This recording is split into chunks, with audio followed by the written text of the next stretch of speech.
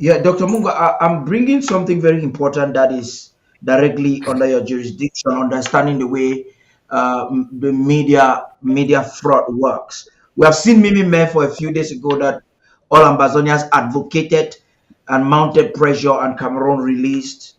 We have seen her, instead of acting as a journalist on exile, as a refugee, but she is basically reporting as a proxy of the colonial administration. She wouldn't tell the truth the way it is. And just even to confirm that, a few days I saw payment details of her requesting for funding, and you have a Momo number that is MTN Momo in Cameroon, which means she's protected within Cameroon because, in as much as I know, you, Dr. Mungwa, cannot raise money in Cameroon today.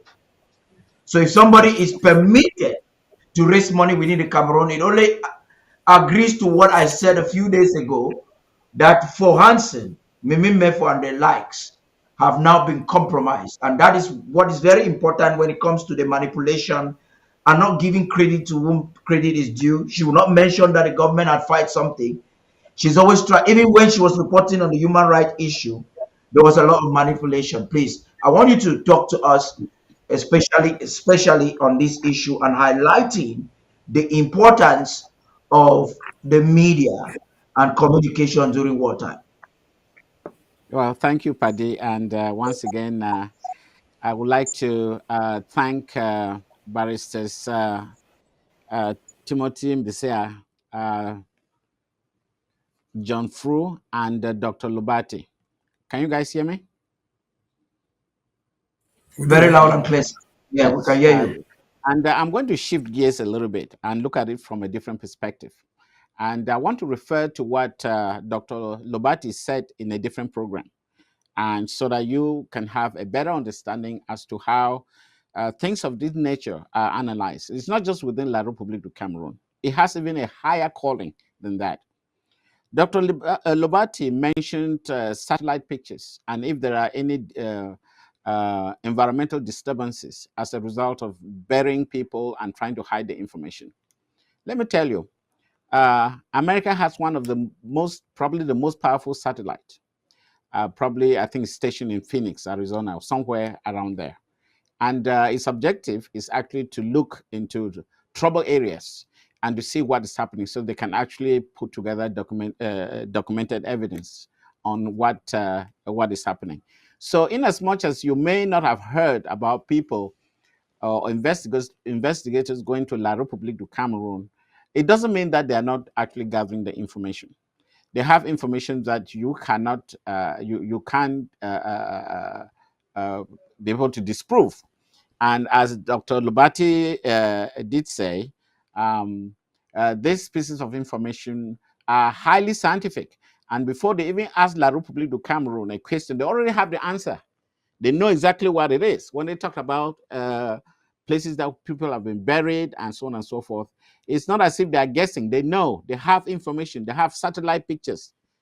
And so the idea that somebody like Mini Mefo would try to distort the facts is just for the low-hanging fruit. People who think that by doing so they're going to change the course of justice, I think it's a futile attempt. And that doesn't really bother me a lot because I don't think that intelligence agencies will be referring to Mimi Mefo or reading what she has written. She's there to satisfy her payers or those who sponsor her, and they think that by so doing, the general public will be sort of moved in the wrong direction. So maybe if she doesn't know that there's probably scientific equipment or technology today that cannot lie. So I can conclude that it's all a futile attempt. Coming to the role of television, ABC Amba, this is probably one of the probably the most powerful tool we've had in this revolution, because we've been able to tell our story. And like we are talking right now, people at the home front, they're listening to us Ambazonians, telling our story the way it should be told without any distortion, giving all the facts to them. So it is very, very, how do I put it, comforting to know that ABC television has expanded to include other languages, and that is extremely powerful. And the fact that you are moving from being on the red to being in the black is also a very positive thing. And I hope that in the months to come, we are going to attract more people to join the crowd of those, or the patrons who are actually helping to sustain the services of ABC Amba Television.